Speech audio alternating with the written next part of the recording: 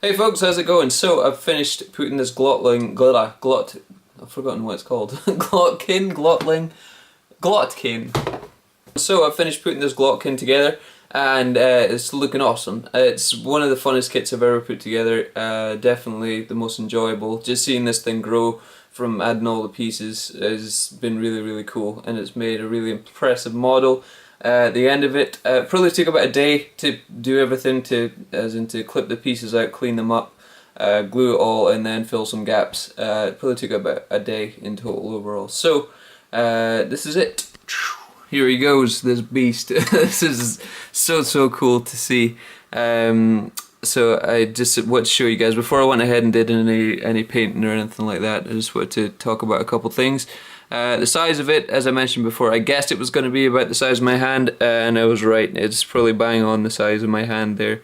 But yeah, really cool. Just figure overall. I did think that it was going to be quite tricky or quite annoying to put together when I first saw it, because if we take a look at the instructions here, the body, the legs and the body and everything are all made up of these, it's almost like little pieces of shell. It's kind of while I was doing it, it reminded me of a chocolate Easter egg, you know, when you crack those open, just because of the way it looked inside and all the pieces. So it looked like it was going to be really annoying and tricky to put together, because you started with the legs, you made those, and then you kind of added all these little pieces of shell, building it up. But all the pieces were all quite complicated in their shape, as in, you know, they kind of twisted in and out and curved around at one section, and you had to fit it all together. So I was worried that when I got to like this stage, for example, when I'd, you know, done one leg and started making the body, I was worried that other pieces that went on would start to not fit together quite so well.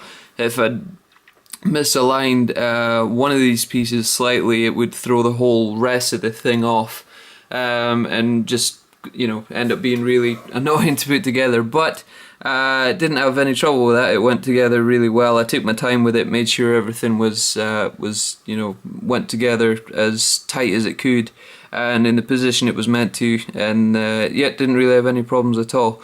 The green stuff work that you see on here is really just for my own peace of mind. There was no huge gaps. I think the biggest one that I had to fill was up here at the top, where there's this big gnarly top cap sort of piece goes on. There are a couple of gaps in there that I want to fill, but the rest of this is all really just for to get rid of the sharp. There was just a kind of a sharp edge where some of them met up. Obviously I filed it down and stuff like that, but I just wanted to green stuff over them on the off chance this, you know, took a fall, or just over time kind of the glue started to come away or something like that. I didn't want any little gaps start to appear, so I just kind of smoothed over some of the more major seams with green stuff, filled those in. As I say, it wasn't really necessary. The glue kind of did the job of filling the tiny gap that was there in most cases, but it was just for, you know, my own peace of mind. I wanted to make sure that this thing wasn't going to start cracking or coming away or anything like that as time went on. So yeah, really pleased with how it all went together.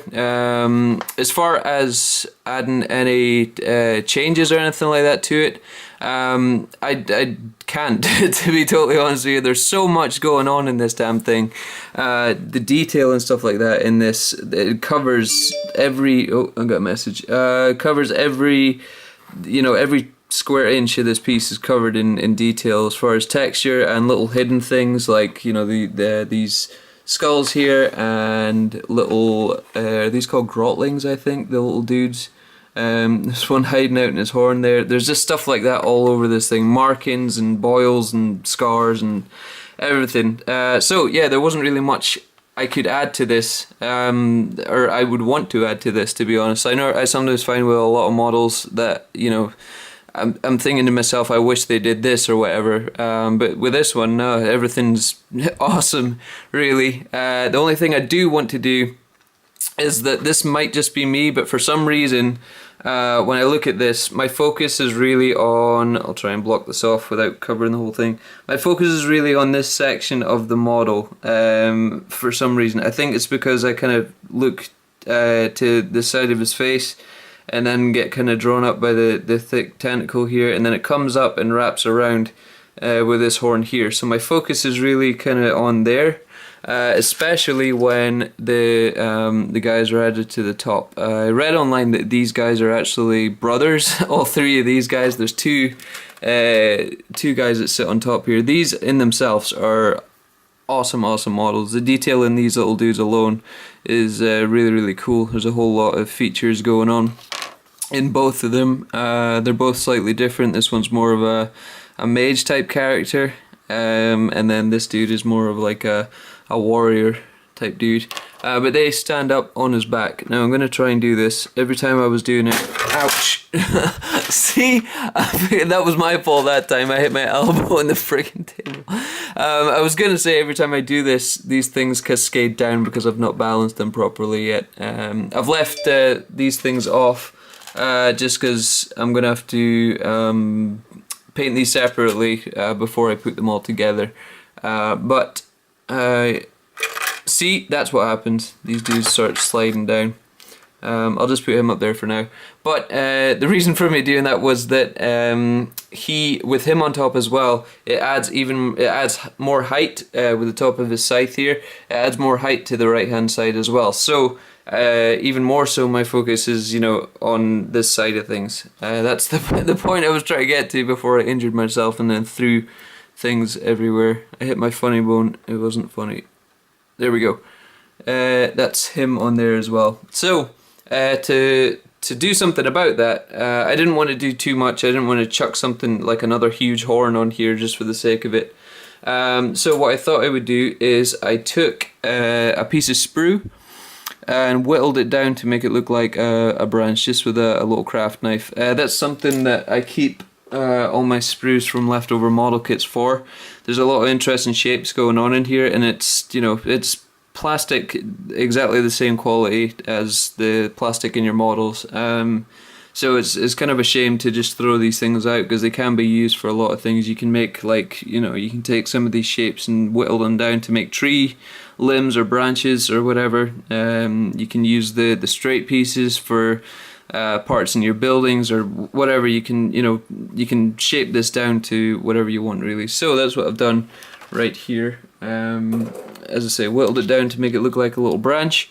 And I have a standard from a kit. I think it was a what were they called? Bloodthirsters of Khorne or something.